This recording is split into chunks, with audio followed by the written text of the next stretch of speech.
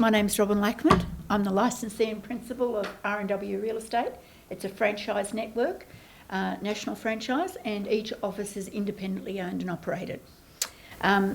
We've had our business for 21 years on Morayfield Road, so I kind of think I'm a little bit of an expert in real estate, local real estate. My son Scott has had about 18 years experience in managing rental property. So both from a landlord point of view, looking after our landlords, and also managing our tenants. I'll talk a little bit about my part first, and then I'll let Scott talk about how we choose good tenants and how we look after your property for you once you've purchased it. Jeremy talked about the legal consequences of purchasing property, and quite often people come to us with no knowledge whatsoever of what it means to enter into a contract to purchase a property. And we try to sit down and explain to people what they're about to do before they actually sign on the dotted line. And sometimes they don't even want to read through the conditions of the contract. But it is, as Jeremy said, it is very, very important. And it is certainly your responsibility. The agent can lead you, can show you, can talk you through it, but it is your responsibility to seek independent legal advice. Certainly, going back a few years ago, we had a lot of marketeers in our area in Caboolture, and they would have a marketing fee above and beyond the set purchase price of a property. And an example would be the units in Elliott Street. They were sold through an interstate investment company, and if you'd come into our office and asked to buy one of those units, we would have sold you one for perhaps $220,000. But if you did it through an investment seminar, you would have been paying close to $300,000. So there's quite a gap there. Now we're seeing a lot of those landlords that bought into Elliott Street. They've had fantastic rental returns, which is what you buy rental property for. But we've seen those landlords now come back to us 3, 4, 5 years later and say, I want to sell, I'm not managing this very well, I should have thought more about it, I now want to sell, and I need to get my money back. Well, I'm sorry, you can't. There hasn't been any real capital growth in our area for the last 10 years.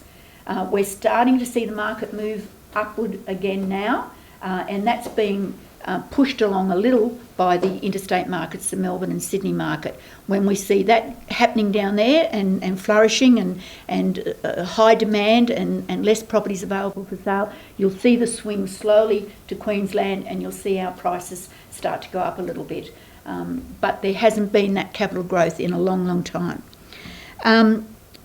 Just a couple of things that I wanted to talk about when you hear people say, describe things, the appreciation in the property, which is the increase in the value of the property, obviously. Body corporate. A lot of people don't understand when you're buying a unit in a block of units, there will be a body corporate involved. And that's made, that body corporate is made up of owners within that complex that determine the bylaws of that complex that you're living on. Lower King Street's probably, no, it's not a good example because it's one owner. There are lots of examples around town where there's maybe 6 units within a complex and there is a body corporate. Conveyancing simply means what the solicitor does. Passed in, people go to auctions, they're not in a position to buy at auction, but they come to us later and they say, we know the property was passed in. Passed in simply means that the seller's value on the day of what they expected to get, we didn't reach that point, and the property was passed in and it's now open to offers wherever the buyer sees that to be. Property cycle. What is a property cycle? We believe the property cycle happens every 7 to 10 years. So again, following on from what the fellow said earlier, if you're buying a rental property, you should be at least preparing to keep that for that 5 to 7 years, if not longer. What do we look at when we're looking at a good property to buy and what the rental potential may be? Location, near to schools, daycare, transport and employment opportunities. Additional benefits, the house might have ceiling fans, it might have air conditioning, might have a covered patio area at the back. There are advantages to that property for the rentability of it.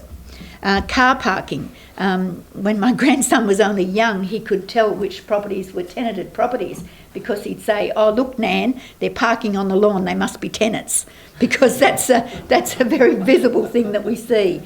Usually, there's more than one or two cars associated with a rental property. Fixtures and fittings, if there's a dishwasher, if there's nice curtains, if there's nice awnings for the summer that come out over the window, they're all things that will increase the rental return that we can ask for that property because it's going to make the property much nicer to live in. In the packs, there's a sheet, and we've listed half a dozen of our best buys at the moment, properties that are under $300,000 to purchase. And the rental return may be from $285 to $300. Broadly, it's representing anywhere from 5.5 to about 6.3% return on your investment. So if you were saying, I want to invest in real estate, now is probably as good a time as any to do it.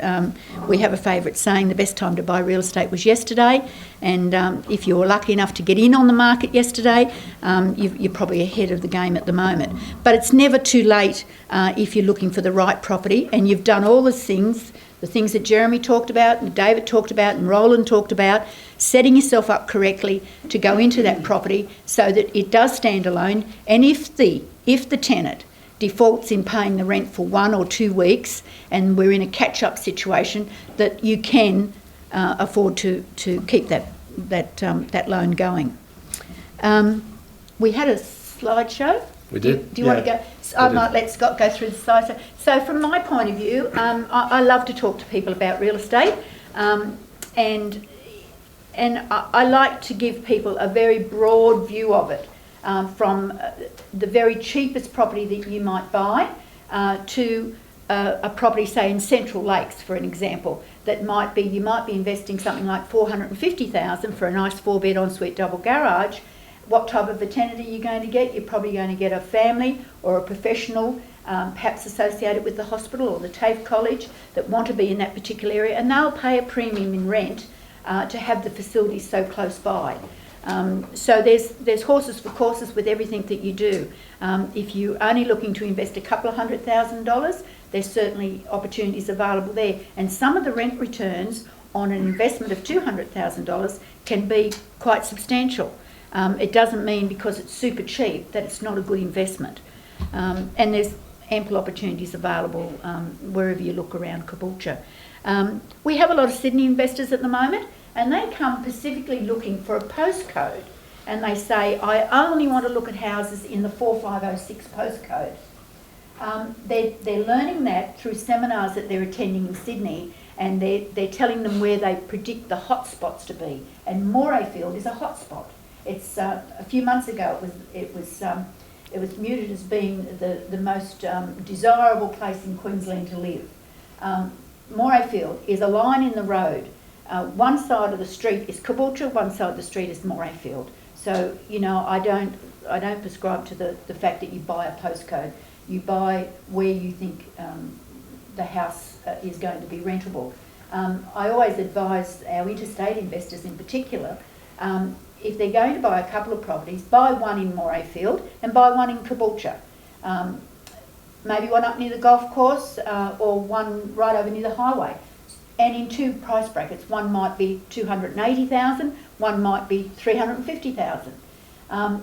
Because there's always a time when if you needed to offload one of them, one or the other would sell reasonably quick depending on where the market demand is at any particular time. Certainly from our point of view, and we've had several investment properties, and we still own investment property, both residential and commercial. We've always spread them out a little bit to a very cheaper one, to a medium, and then the higher price bracket one, and then a little bit of mix of commercial in there as well. I'm going to hand over to Scott to tell you about the rental side of it. Wow. Mum, Robyn Lachmund, and thanks for letting me talk as well. So we're a family business, and our motto is keeping it real, and I like to keep it real. We had some slideshows, but it's really just for the purpose of this room tonight. Robyn touched on, I definitely agree, you've got to diversify with your investments. there is opportunities at the moment in the low 200s where you are getting a gross 6% return. I can sell you one tomorrow. Or you can invest in a higher end market and attract that higher end tenant. Where I come into the business, we do have a rent roll portfolio of close to 700 properties. We've grown that rent roll organically from day one, 21 years ago. What that means is that over time, by word of mouth, our management services have stood the test of time, and we've gained new business and retained those managements under our family banner. With property management and being an investment seminar tonight, probably my number one rule is to hire a professional property manager to look after your investment. Gone are the days where you can shake a hand with a tenant and say, pay your rent on Friday, mate, she'll be right. There's just so much legislation involved now in residential tenancies and commercial tenancies, but with residential tenancies, a lot of legislation, and having a qualified professional property manager handle your investment will actually make you money in the long run, where you'll avoid mistakes with lease renewals. The property manager will suggest to you rent reviews each time a fixed lease is coming up for renewal, so you can make sure that you're getting the optimum price and return on your investment, and only a qualified property manager will give you those instructions because they're up to date with the market each day. The other thing is obviously landlord insurance. For as little as less than 1 week's rent, you can insure your investment property with a landlord's insurance policy, completely separate to home and building insurance. We're talking about landlord specific, where you cover yourself for public liability, you cover yourself for rent default by a tenant, loss of rent in case the property is damaged and it has to be repaired and you're going without that loss of income. So loss of rent also covers, most landlord policies these days cover accidental damage by a tenant. So the kiddies might draw red crayon all over the walls, or they might spill red wine on the carpet at a party. There's accidental damages now getting covered under landlord insurance. And also landlord insurance covers for theft by a tenant. And in some social economic areas, taking the curtains on the way out or taking the dryer that's in the unit isn't an uncommon thing. So landlord insurance policies do cover for theft by a tenant these days as well. So definitely for less than a week's rent, you could cover your investment, safeguarding against anything that could happen in regards to the tenancy. So definitely a recommendation. Rent reviews I touched on. The quantity survey report, both gentlemen talked about it. Definitely at the start of your investment, you want to make sure that you get that quantity survey report done, which can be recommended through a property manager. Again, just making sure that you're getting the most value in depreciation and return on your investment over time. And an accountant, probably said it earlier, but having a good accountant can make you money. Having a bad accountant can cost you money. If your accountant isn't educated in property investment, I'd suggest find an accountant that is educated in property investment, so that they are giving you the right advice to make those tax deductions, to claim that depreciation, and in the long run, that will be your best asset, is having a good accountant. In general, property at the moment, Robyn said, it's active. We have active buyers from interstate. Over the last fortnight, we've had some properties not even hit the market. It's almost been an off-the-market situation where we've had over 21 years. You can imagine our database of clients is fairly large, over 8,000 active buyers in our database, and we've got about 3,500 warm database contacts that we keep in touch with. But generally, with a database of about 10,000 clients, we're now getting to that game in investment that if we see an investment opportunity come up, we'll blast to our database, get that interest back, and we're doing some good sales within 48 hours, 3 days. Even within a day, we're selling properties because we're tailoring. We know the investment strategy by the buyers, and we're matching those properties now to what comes on the market. So we're definitely in a position of doing that at the moment, which is encouraging because it means growth, hopefully, in our sale prices. And where we haven't experienced capital growth over time, I hopefully touch the crystal ball, but I hope to see in our future 5 to 10 years in this local Caboolture region that we do experience some good growth, and now's the time to get into that investment strategy. So thank you for the time. Thank you.